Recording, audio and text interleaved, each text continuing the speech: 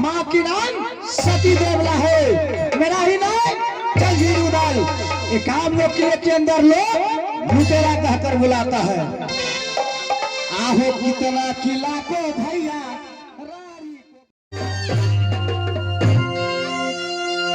तो मेरा ही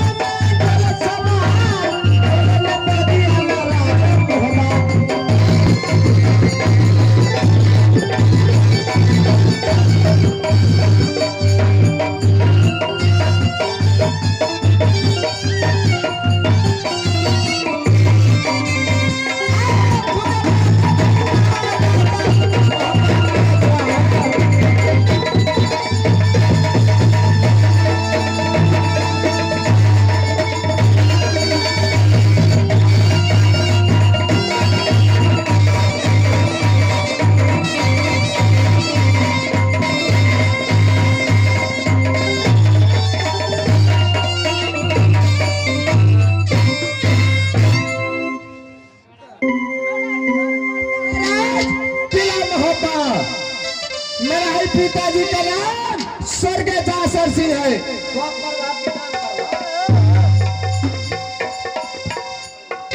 पिता का नाम स्वर्ग जासर सिंह है। बड़े भाई का नाम माँ के नाम सती देवला, मेरा ही नाम रुदल है। एक आप लोग किले के अंदर लोग कहकर बुलाता है। जिस किला में रुदल पहुंचता है वह किला रानी को देखा बोलता है। आहो कितना किला को भैया रानी को बन गए।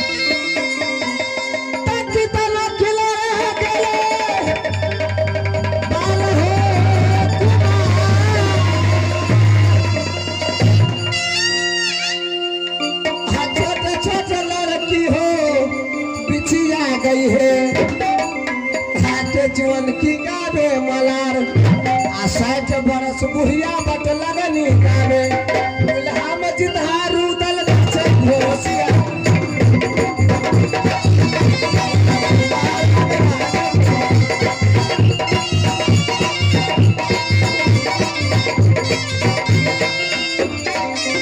आहो माँ छकबड़ी मल्हा बन गए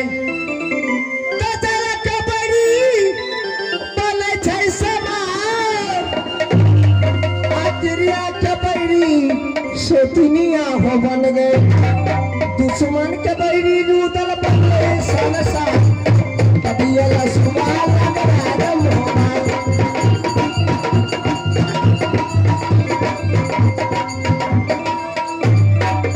आहो लोहा मारा मुआ लोहरा जाने सोना मारा मुआ चले छै सोना छतरी मारा मुआ रूदल बन गए दुनिया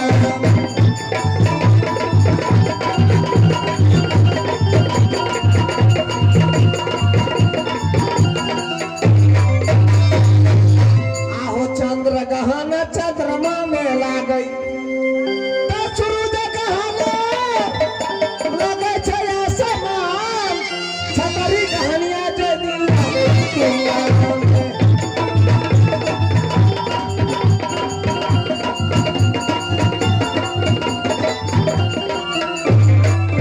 आओ लोहे में मरना बढ़िया का लोहे में छै जीना तो लोहे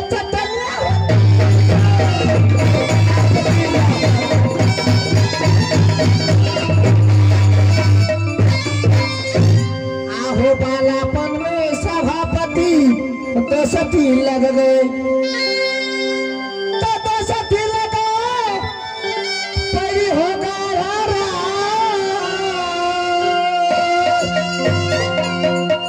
तो सभा का नाम देवानंद झा है अरे बबुआ काजी बरसाता परी होगा पिता का नाम मेरी भी समझा है तो सबैया छै पैड़ी होगा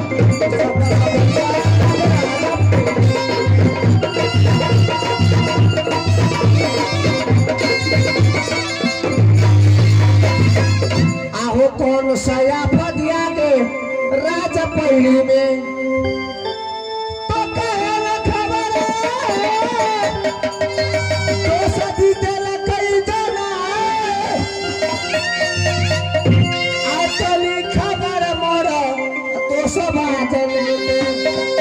जोते मरदा हो बाप के जवान मगर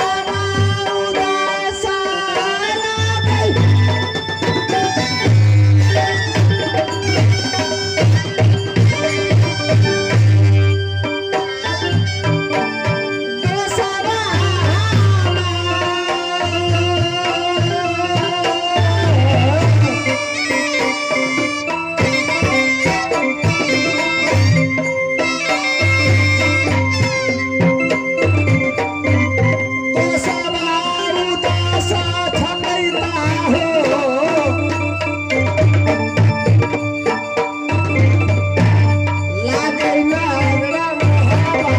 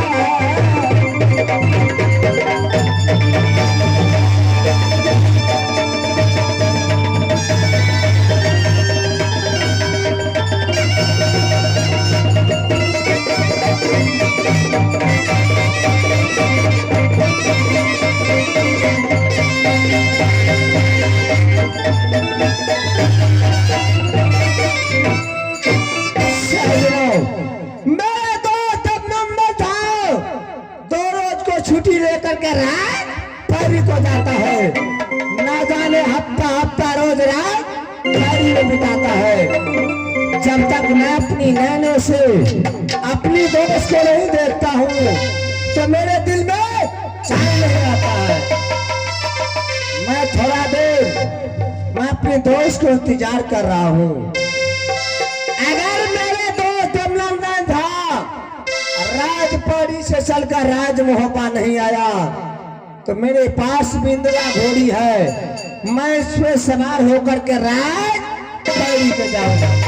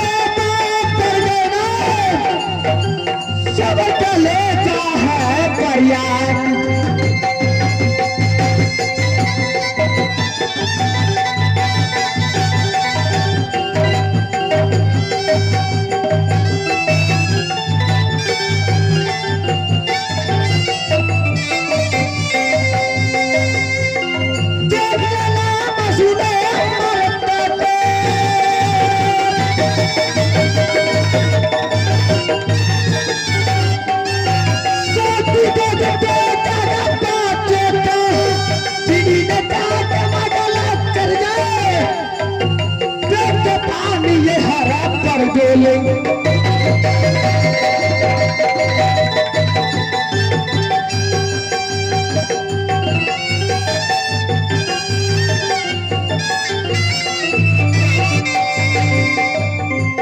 सीखने के लिए बड़े कमरी में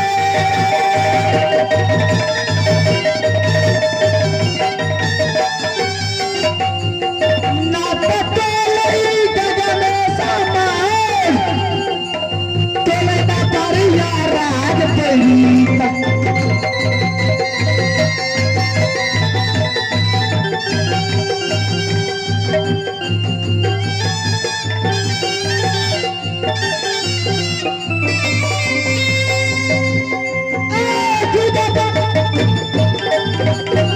तेरी करके जा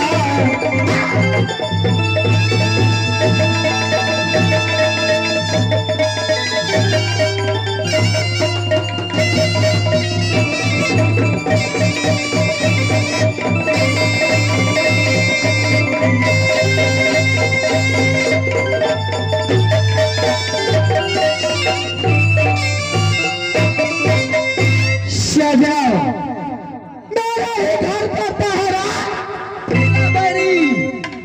मेरा ही पिताजी का नाम, मेरा ही पिताजी का नाम फिर भी कांधा कहलाता है। मेरा ही नाम तेरे कांधा बड़े काय को बुलाता है। आहो वाला अपन में भैया सभापति दोषती लग गए, दोषती लग गए।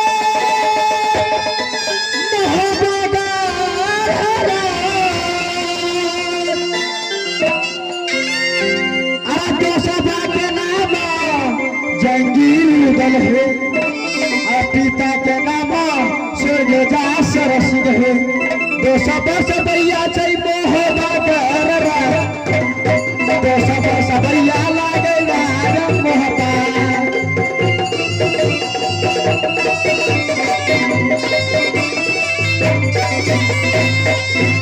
आहो कौन से आफदिया भैया आ गई मोरा 10 बात राजा मोहबा में।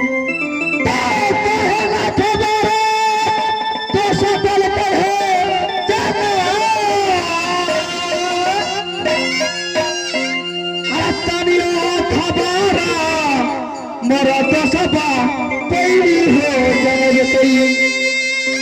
अरे चाहते मरादा पैरी हो गरकाला मगर लगा।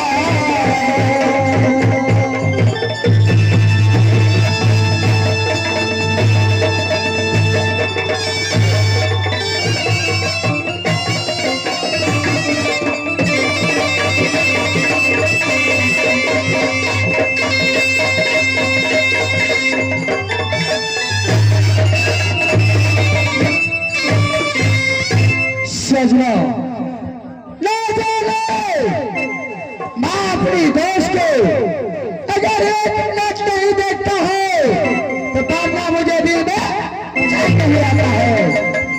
आज माँ अपनी दोस्त से राज महापा में 2 रोज की छुट्टी लेकर पैरी पे आया। राज पैरी में मुझे सबका रात गुजार रहा है। मेरे दोस्त मेरे लिए एक मंत्री को भेजाओ, न एक पत्नी को भेजाओ। ठीक है मेरे दोस्त। आह लोहा मरमुआ भैया लोहा राजा नहीं तो सोना मरमुआ जानो चाहिए सोना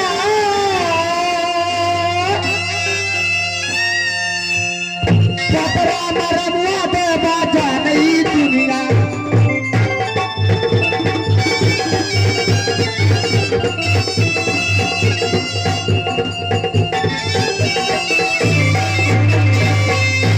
सजना ठीक है मेरे पास एक छोटी सी घोड़ी चढ़ने वाली है, उस पे चढ़ कर सवार होकर मैं अपनी दोस्त से मिलने के लिए राजबैरी से महापा हो जाऊं।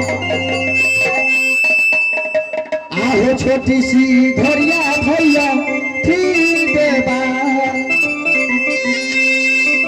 यानी छोटी सी घोड़िया भैया ठीक देवा। कभी कभी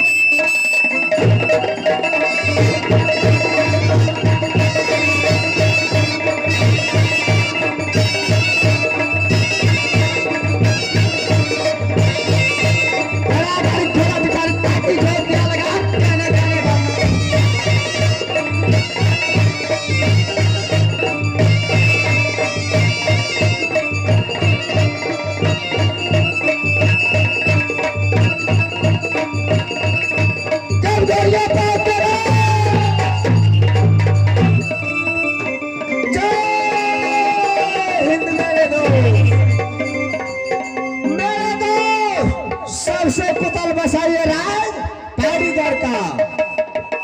मेरे दोस्त सबसे पहले कुतल होना चाहिए राज महापा के कुशल क्या कहूँ, नीचे समाज के चरणों की कृपा से ऊपर भगवान की दया से जिस दिनों से राज महापा में जंगीर उदल को चलती आ चुका है, उस दिनों से राज महापा का कुशल जा रहा है।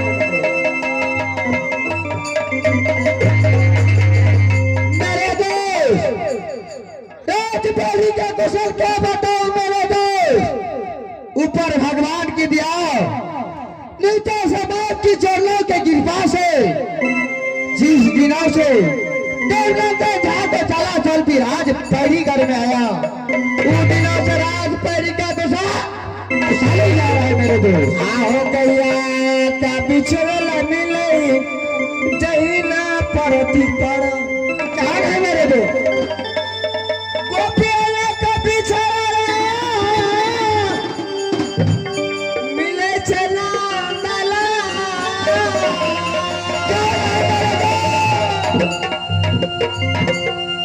रुदला का बिछलल देवानी नहीं मोहबा,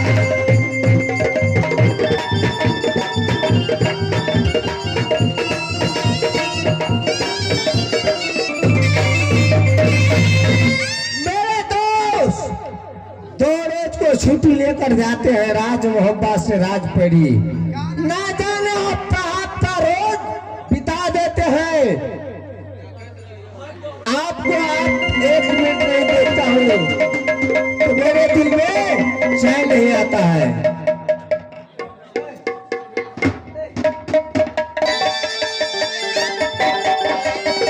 भैया जी के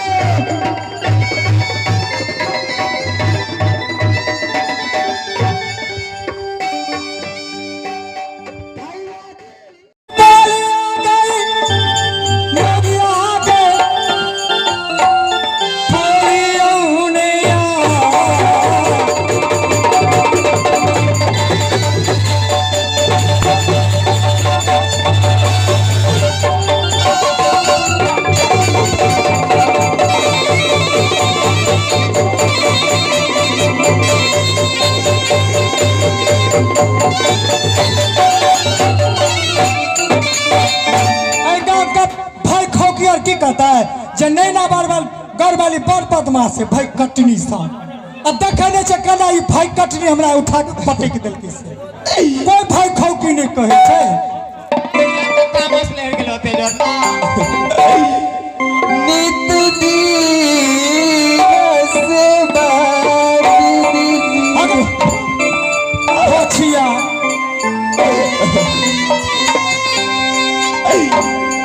कर चले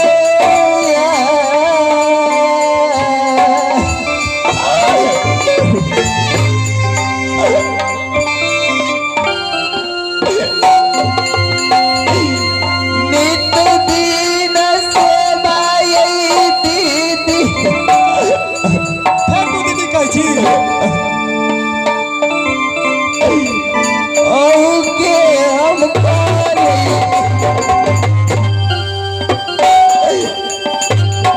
दीदी के यो बाजा नहीं बोलियोगे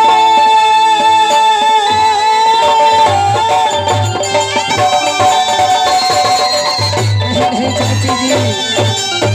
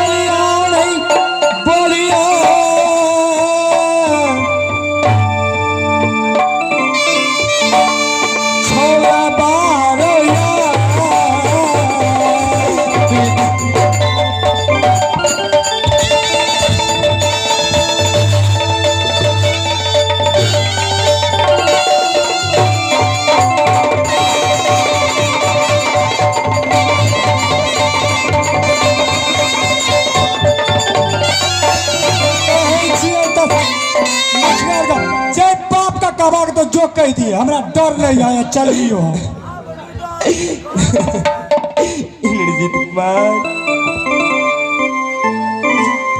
इस समय चलो आके पिताजी के सारा बात बता दुलारे चलो माँ चलो दुलारे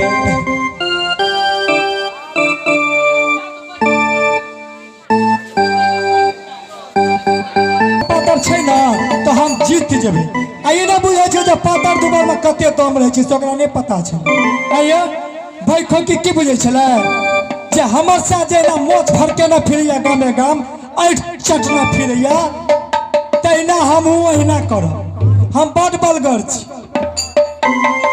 हमरा डर होइ छै जाय छै हमरा ने ककरो डर होइ छै हेयो हमर घर वाला बुरबक छै तें नहीं यौ करना छै घर वाला से त काबिल नहीं छै त ओहो न काबिल अयो हमरा घर वाला के बजे के नहीं लूट छै ना ते सब ठकै ले चाहत रहे छै यो अब जाय छी आराम से यहाँ पे हमरा को डर ये ककरो चाली हम आई भेली आई गे पहिला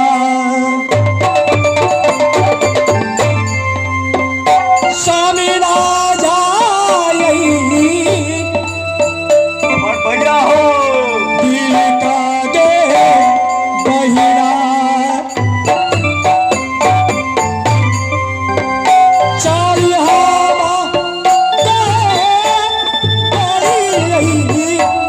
स्वामी राजा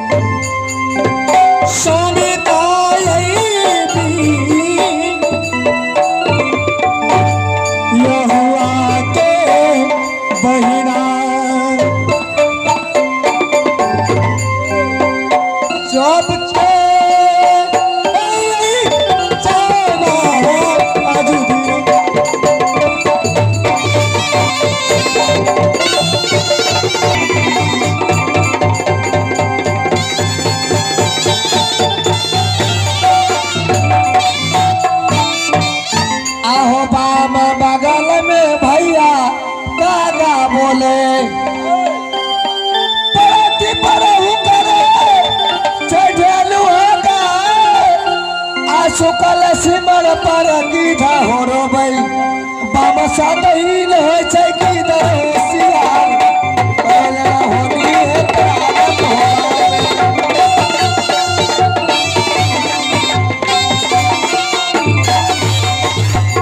साजनो न जाने आज मुझे सुकून दिखाई रहा है बाप से बगल दहीन कागा बोल रहा है बाप से दहीन शियार हो रहा है न जाने कोई अनहोनी राज मुहब्बा में होगा।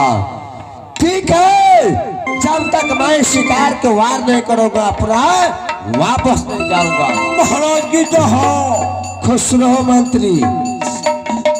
अरे बातें क्या है कि तुम इतना परेशान में हो? मालिक अरे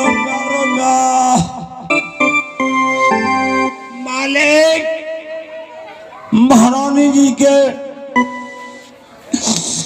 जे उहे बड़े जरगो पे गाना भागले गेलिए दरभंगा तो हॉस्पिटल उठा के लावलिए। चलो बोली का बंद करो शासन। महारानी बीमार हुआ तो दरभंगा से डॉक्टर को बुला करके ले आता है यानी दरभंगा ले जाता है या तुम दरभंगा उठा करके ले आया है? दरभंगा उठा कर ले मारिए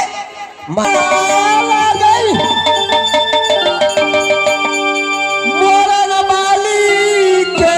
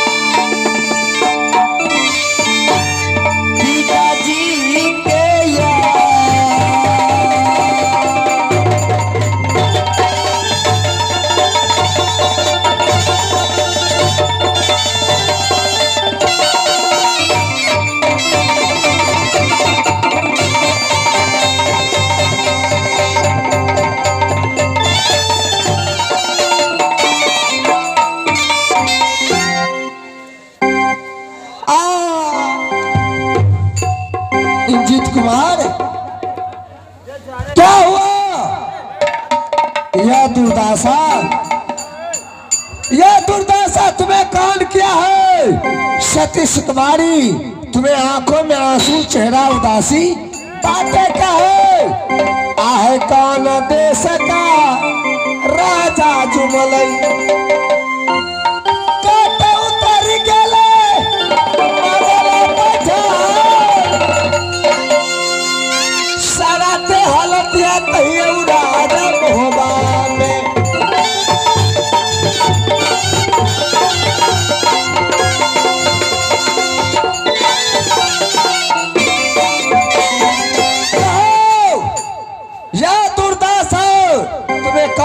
है तुम्हें आंखों में आंसू, चेहरा उदासी। जीत कुमार बातें क्या है मुझे कहकर सुनाओ। स्वामीनाथ, सबसे पहला ये कहूँ राजमोबा में हिस्साधिकारी है कि नहीं स्वामीनाथ? तुम्हें कौन कह दिया कि राजमहोबा में मेरा अधिकार, मेरा हिस्सा नहीं है? स्वामीनाथ, राजमोबा में हिस्सा और अधिकार रहता हमरा दोनों माय पुत्र के ते दुर्दशा दुर्गंजन नहीं है तो स्वामीनाथ। यह दुर्दशा, यह गंजन तुम्हें कौन किया है? स्वामीनाथ, इंद्रजीत और इंदल दोनों गेल अपना बगीचा में शिकार खेलेला। इंदल कुमार फल गिरेलक, इंद्रजीत बउआ अपन खा लेलक। ओई के कारण इंदल कुमार अपना बउआ के बहुत पिटाई दिया।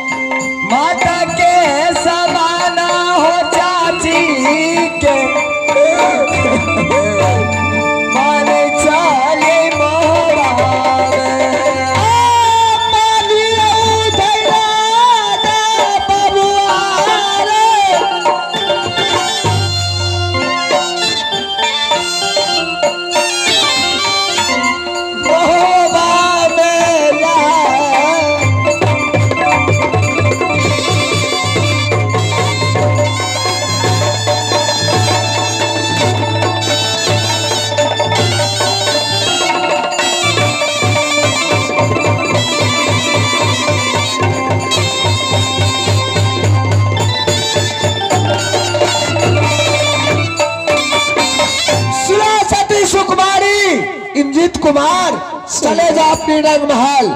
मैं यह समाचार भाभी सोना तक पहुंचाता हूँ। ये फल के लिए मेरे धर्म पत्नी और मेरे पुत्र को इतना दुर्दशा किया, मैं एक एक को हिसाब लेने के लिए जा रहा हूँ। ठीक है स्वामीनाथ।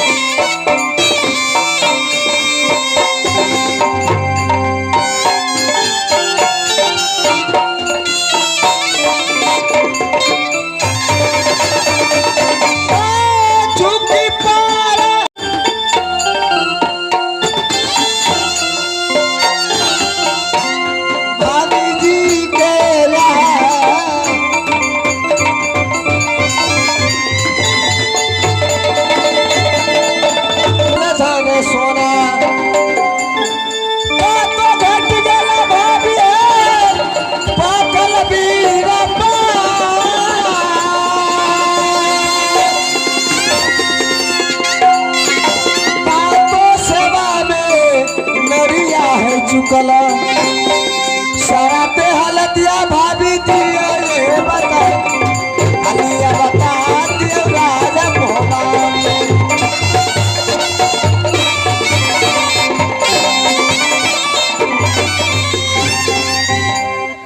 ये आज जना हमरा बुझाइए कि हम बड़ी गुस्सा में आयल छे की बात छिए भाभी यही मुझे गुस्सा हमेशा रहता है तुम तो जानते हो आहयल कर झगड़ा रुदल पैसा ले छै पैसा ले मिले छै पैसा से ले छै खरी आ लेके लड़ाई करे बाबा दुनिया में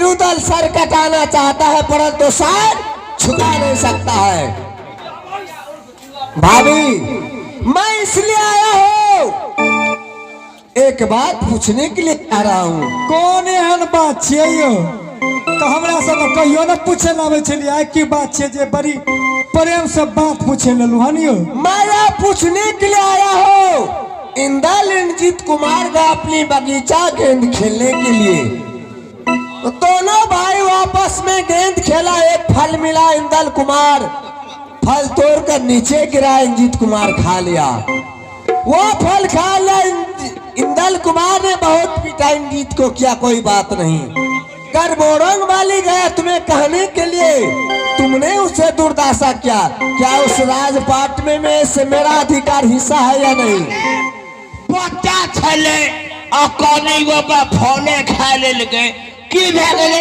ई महारानी दिया मिल पी लेल के कमीना मिल पी लिया तो मैं जहर पिला दूंगा ओ बच्चा का क्या कर लगे चुपो लबर लबर नहीं करू बुझलिए आप बोले महारानी ये दारू चलो मुझे बातें करने दो साइड हो जाओ आइए भाभी अगर मेरा पुत्र इंद्रजीत कुमार बच्चा था एक फल का लिया कोई बात नहीं मुझे कहता मैं तुम्हारे लिए 10 फल ला करके देता परंतु यह दुर्दशा तुम्हें नहीं करना चाहिए सुनिए कते मिठगर गप कहे छे उ फल खा लेल के तक की भा गेले हजारों फल लेबे तू आइयो हमार बेटा जो ओते ऊपर से गिर पड़ता तकरे बेटा का हम भोज भात करती है सुनो मेरे भाई एक फल था दोनों भाई आपस में खा लिया कोई बात नहीं गढ़मोरंग वाली गया तुम्हें कहने के लिए तो गढ़मोरंग वाली को इतना दुर्दशा तुम क्यों किया हमारा लाइट जुटे छलौ मोगी घोग वाली आइयो चकरा हम अरज का परज का राज मोहब्बा में लौलो उ घोगली हमरा ला छमक छमक का बजे छला भाई कटनी का बेटी हमार बेटे तक की गोर लागबा वो सौतीन का जाओ इस राज मोहब्बा में इस राजपाट में मेरा अधिकार नहीं था क्या अहाँ का कुछ नहीं है सब कुछ तो हमारा घर वाला के छी क्या इस राजपाट तुम्हारा अगर इस राजपाट में मेरा अधिकार हिस्सा है तो मेरे पत्नी को इतना दुर्दशा तुम क्यों किया अकर पत्नी छिए हम अकरा भैया का पत्नी नहीं छिए अकर बड़ सुंदर छे हम बड़ खराब छी मैं तुम्हें खराब नहीं कहता हूँ तुम तो अच्छा हो सुंदर हो इसलिए आगे बाएं बूढ़ा गेल चलो सुने जाइए राजा नैना में कैसे दिले के गेल चलो नैना गारा आ दुल्हा नहीं मिले चलो कोनो किला में कतो नहीं मिले आगे भैया हरनी सैया जीतौनी देखे छे सब केन को बजे छे आ स्वामी करल सर काट न भैया सुबह नरमनी के भैया हरनी सलमान न गारा सैया जीतौनी सलमान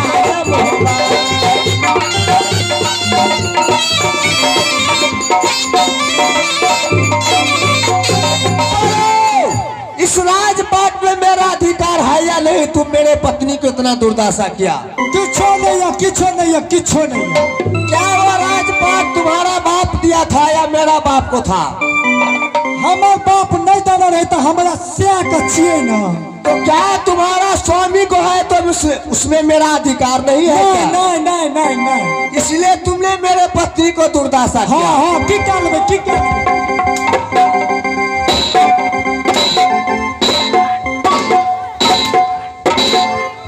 चलो जुबान खींच लो ना। रे टटीबा मारला तो मारला, चोरी किया टटीबा फोड़ला रो। रे तोरा लकवा धाता रे छौड़ा रो, बजर खसौला। अरे मारला तो मारला रो, चोरी किया फोड़ला रो टटीबा छौड़ा, चक्कठबा छौड़ा रो। चलो जुबान में लगाम लगाओ। देखे छियै हसन कना मारल गई टटीबा छौड़ा के बच्चर गिरतो रो छौड़ा रो, बच्चर गिरतो। चलो समझा दो बड़े भाई साहब उसको।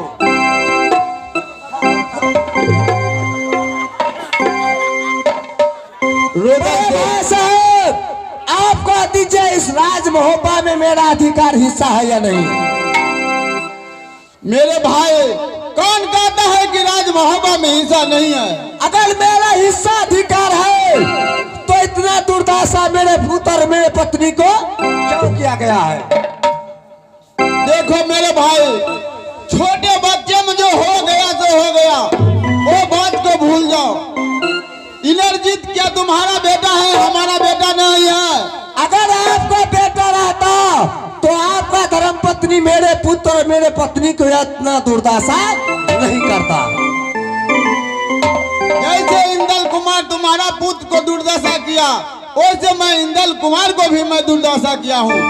आप मुझे कुछ नहीं चाहिए, केवल मुझे आधा राज आप बांट दीजिए। मुझे पूरे राज से कोई अधिकार नहीं है। रुदल से आधा राज क्या चाहिए तुम्हारा? मैं पूरा ही राज तुम्हारा